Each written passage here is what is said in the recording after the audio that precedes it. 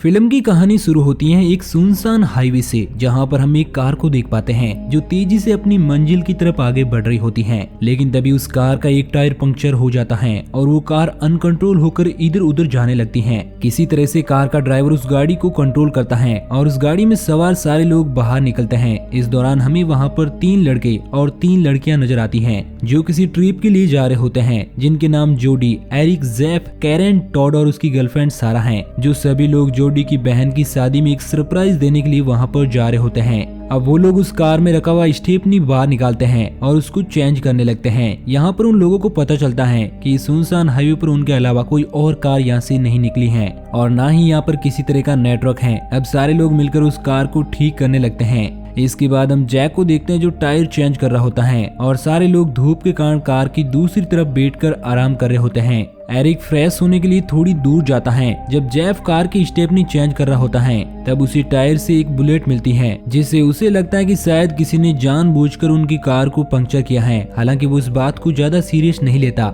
क्योंकि वो तो एक घने और सुनसान जंगलों में थे। तभी टॉड देखता है कि पास ही रखा हुआ स्टेपनी टायर वहां से लुढ़क कर हाईवे पर आगे जा रहा है, तो वो टायर को लेने के लिए उसके पीछे जाता है। इसके बाद सारा जब जेफ को देखने के लिए कार की दूसरी तरफ आती है तो वो बिल्कुल हैरान हो जाती है क्योंकि जेफ को किसी ने गोली मार दी थी और उसका सर पूरी तरह से डिस्ट्रॉय हो चुका था। इससे पहले कि वो सारे लोगों को अपना रिएक्शन बताती, उसे भी ये गोली आकर लगती है जो सीधे उसकी आंख में लगती है। इसके बाद एक और गोली उसकी दूसरी आंख में भी आकर लगती है। ये सब उसके सारे दोस्त देख रहे थे जो अभी जिंदा थे। इसके बाद कैरन, जोडी और टॉड को तुरंत कार के पीछे आने को कहती है क्योंकि वो समझ जाती है कि कोई उन्हें छिपकर निशाना लगा रहा है। वो लोग डरे हुए उस कार के पीछे भागते हैं। इससे पहले कि टॉड कार के पीछे कवर ले पाता, उसे भी एक गोली आकर कंधे में लगती है जिससे वो घायल हो जाता है। इधर एरिक भी अब सभी लोगों के पास आने के लिए आगे बढ़ता है, लेकिन वो भी गोलियों की आवाज सुनकर वहीं पर पड़े एक पेड़ के पीछे छिप जाता है। लेकिन दूर बैठा वो शूटर अब एरिक के ऊपर भी फायरिंग करता है। हालांकि वो पेड़ के पीछे कवर होता है, इस कारण उसे गोलियां नहीं लगती और वो शूटर उसके दोस्त जो कि कार के पीछे छिपे हुए थे वो उन पर भी गोलियां चलाता है।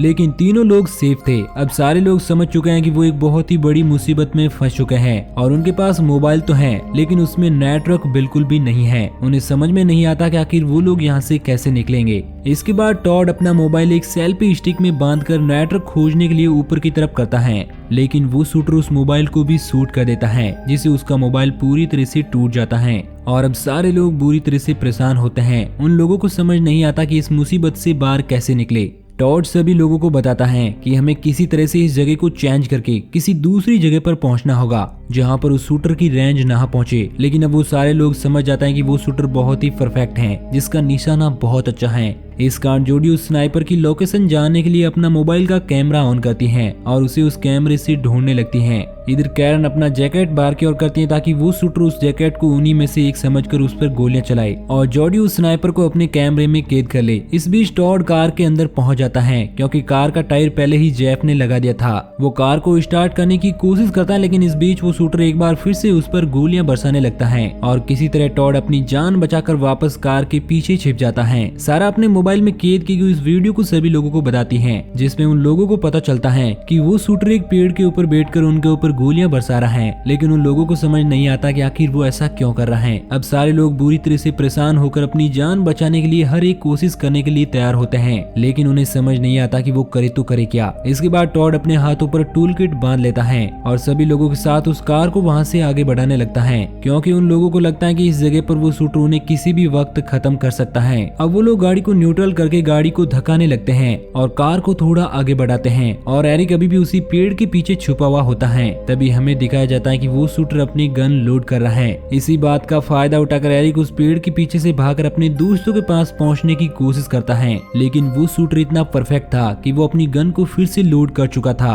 वो भाग रहे एरिक के ऊपर गोलियां चलाने लगता है जिससे एक गोली उसके पैर में लगती है, लेकिन वो अभी भी हिम्मत नहीं हारता और वहाँ से अपने दोस्तों की तरफ आगे बढ़ता है। लेकिन वो शूटर दूसरी दूसरी गोली उसके पैर पर मारता है, जिससे वो वहीं पर बेहोश होकर गिर जाता है। अब इसी तरह से वहाँ पर उनका काफी टाइम बीत जाता है और भूख और प्यास के मारे सभी लोग बहुत ज्यादा परेशान होते हैं। कैरन को उस कार के अंदर एक पानी की बोतल नजर आती है, जिसे वो हथौड़ी की मदद से बाहर निकालती है और एक एक करके सारे लोग उस बोतल में से थोड़ा थोड़ा पानी पीते हैं। अब वो लोग उस बोतल को एरिक के पास भी फेंकते हैं, जो कि अब होश में आ चुका था। वो जब उस बोतल में से पानी पीने लगता है तो वो शूटर उसके हाथ पर गोली मारता है, जिससे एरिक की हालत और ज्यादा बिगड़ जाती है और वो दर्द के मारे तड़पने लगता है। इसके बाद हमें दिखाया जाता है कि टॉड अब पूरी तरह से टूट चुका है। इस कारण वो उस कार की कवर से बाहर आता है और स्नाइपर की रेंज में आ जाता है, लेकिन वो शूटर उसे शूट नहीं करता। अब वो सारा की डेड बॉडी के पास जाकर उसके हाथ को अपने हाथ में रखकर किस करता है और उसकी बॉडी के पास ही बैठ जाता है। इधर एरिक देखता है कि इस जंगल से एक भेड़िया उनकी ओर आगे बढ़ रहा है और उसे लगता है कि शायद वो भेड़िया उसे खत्म कर देगा, लेकिन इससे पहले कि भेड़िया उसे खत्म कर पाता, एरिक की वहीं पर मौत हो जाती है। ये सब देखकर टॉड पूरी तरह से टूट जाता है और उसे उस शूटर पर बहुत ज्यादा गुस्सा आता है। तभी वो देखता है कि उसके हाईवे पर एक कार उनकी तरफ आगे बढ़ रही है। वो उस कार को आगे ना जाने के लिए कहता है, लेकिन वो स्नाइपर टॉड के ऊपर गन से फायर करने लगता है और उसे उस हाईवे से हटाने लगता है। वो कार अब तेजी से उनकी तरफ आगे बढ़ रही होती है और इसी बीच वो शूटर टॉड के सीने पर भी एक गोली मार देता है, जिससे वो अपनी गर्लफ्रेंड सारा के पास ही गिर जाता है और उसकी वहीं पर मौत हो जाती है। इधर अब वो गाड़ी तेजी से वहां तक पहुंच जाती है। कार के अंदर हम एक फैमिली को देख पाते हैं, जिनमें एक फादर, एक मदर और एक उनकी डॉटर होती है। मदर उस कार को ड्राइव कर रही थी और हस्बैंड सो रहा होता है। हाईवे के ऊपर पड़ी लाशों को देखकर वाइफ अपने हस्बैंड को जगाने की कोशिश करती है, लेकिन इससे पहले ही वो शूटर वाइफ के ऊपर गन से शूट कर देता है, जिससे वो कार अनकंट्रोल होकर उसी हाईवे पर पलट जाती है और कार में बैठे तीनों लोग बुरी तरह से घायल हो जाते हैं। अब वो लेडी किसी तरह से उस कार से बाहर निकलती है, जो कि बहुत ही बुरी तरह से घायल थी। अब वो अपने हस्बैंड और अपनी डॉटर को ढूंढने लगती है। इस दौरान कैरन और जोडी उसे कार के पीछे कवर लेने के लिए कहते हैं, ताकि वो शूटर उसे ना देख सके, लेकिन वो लेडी कुछ भी नहीं समझ पाती। इसी बीच वो शूटर उस लेडी को भी खत्म कर देता है। इसके बाद हम उसके हस्बैंड को देखते हैं, जो कि कार से निकल जाता है और जोडी उसे समझाती है कि वो कार के पीछे ही छिपा रहे। वो उन दोनों की बात को समझ जाता है और कार के पीछे ही छिप जाता है। वो दोनों उसे पुलिस को कॉल लगाने को कहती हैं, ताकि उन लोगों को बचाया जा सके। वो आदमी भी ऐसा ही करता है और वो पुलिस को कॉल लगाने लगता है, लेकिन इस बीच वो शूटर उसकी कार के डीजल टैंक पर गोलियां बरसाने लगता है, जिससे वो कार ब्लास्ट हो जाती है और वो आदमी भी उसी ब्लास्ट में जलकर मारा जाता है। इसके बाद हमें उसकी बच्ची को दिखाया जाता है, जो कि बहुत ही बुरी हालत में हाईवे के किनारे पर पड़ी हुई थी। अब उसे होश आ जाता है, लेकिन हम देखते हैं कि वो शूटर उस छोटी बच्ची को भी अपनी गोलियों से भून देता है और इस तरह से वो लड़की भी मारी जाती है। इसके बाद हम जोडी और कैरन को देखते हैं, जो पूरी तरह से टूट चुके हैं और उन लोगों को भी लगता है कि शायद वो शूटर उन दोनों को भी यहीं पर खत्म कर देगा, लेकिन कैरन अभी हार नहीं मानती है। वो बताते हैं कि हमें रात होने का इंतजार करना चाहिए, ताकि हम किसी तरह से उस स्नाइपर से बचकर यहाँ से भाग सके। अब कैरन एक प्लान बनाती है। अब रात हो जाती है। कैरन और जोडी उस प्लान को एग्जीक्यूट करने के लिए पूरी तरह से रेडी थे। कैरन कार के टायर को निकालकर उसमें से ट्यूब को बाहर निकालती है और कार के अंदर ही उस ट्यूब को जलाकर रख देती है, ताकि चारों तरफ धुआं ही धुआं हो और वो भाग सके। वो शूटर, जो कि अभी भी पेड़ पर बैठकर उन लोगों का रास्ता देख रहा था, उसे भी कुछ भी समझ नहीं आता, क्योंकि चारों तरफ धुआं फैल रहा था। अब जोडी और कैरन दोनों इस बात का फायदा उठाकर वहाँ से भागने की कोशिश करने लगती हैं। तभी उन लोगों को एक पुलिस ट्रक नजर आता है, जो कि उनकी तरफ आगे बढ़ रहा था। उस ट्रक के अंदर 2 ऑफिसर और 2 स्नाइपर भी मौजूद थे, लेकिन उन लोगों को भी नहीं पता था कि आखिर वो शूटर कहाँ पर हैं। इस बात से हमें पता चलता है कि उस ब्लास्ट में मर गए उसी आदमी ने पुलिस वालों को सारी बातें मरने से पहले ही बता दी थी। इस कारण वो वहाँ पर पहुंच चुके थे। ट्रक में बैठा हुआ एक ऑफिसर बैकअप के लिए अपनी टीम को कॉल करता है, लेकिन इस दौरान वो शूटर उस ऑफिसर को भी शूट कर देता है, जिससे वो पुलिस ट्रक पूरी तरह से अनकंट्रोल हो जाता है और वो आगे बढ़ रहा होता है। इस दौरान ट्रक में बैठे हुए 2 स्नाइपर में से एक स्नाइपर नीचे गिर जाता है, जिसे पेड़ पर बैठा हुआ वो बेरहम स्नाइपर खत्म कर देता है।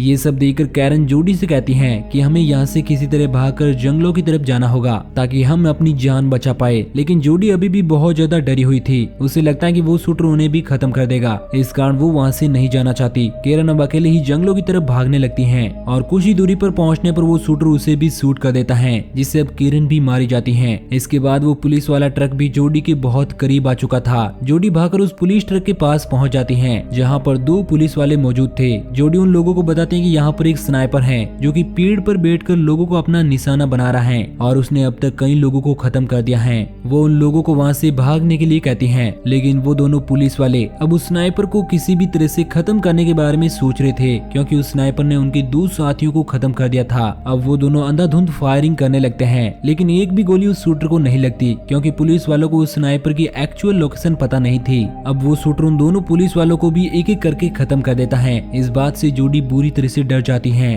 क्योंकि अब उस हाईवे पर वही अकेली जिंदा बची थी। इसके बाद जोडी बड़ी हिम्मत दिखाती है और उस पुलिस ट्रक को लेकर वहाँ से अपने आप को बचाने के लिए भागने लगती है। वो हाईवे पर उस ट्रक को चला रही होती है। इस बीच शूटर जोडी पर भी फायरिंग करने लगता है। इस दौरान एक गोली सीधा आकर जोडी के कंधे पर लगती है, जिससे वो ट्रक पूरी तरह से अनकंट्रोल हो जाता है और सीधा जाकर उसी पेड़ से जा टकराता है जहाँ पर बैठकर वो शूटर लोगों को शूट कर रहा था। इसके बाद पेड़ पर बैठा हुआ शूटर भी ट्रक की टक्कर से नीचे गिर जाता है और उसकी वो स्नाइपर गन भी नीचे गिर जाती है। जोडी उस गन को अपने पास ले लेती है। अब वो शूटर अपने हाथों में चाकू लिए जोडी को खत्म करने के लिए आगे बढ़ता है क्योंकि उसे लगता है कि जोडी बहुत ही ज्यादा डरी हुई है और वो उसे उस गन को शूट नहीं कर सकती, लेकिन ऐसा नहीं था। जोडी उस गन से 3-4 गोलियां शूटर के ऊपर शूट करती है, जिससे वो वहीं जमीन पर गिर जाता है और जोडी बहुत ही ज्यादा गुस्से में होती है। अब वो उसी स्नाइपर को उल्टा करके उस शूटर के मुंह पर जोरदार अटैक करती है। इसी बीच उस स्नाइपर की ट्रिगर दब जाती है, जिससे एक गोली चल जाती है और वो सीधा जाकर जोडी के गले में लगती है, जिससे जोडी की भी वहीं पर मौत हो जाती है। और इस तरह से इस मूवी में एक भी इंसान जिंदा नहीं बचता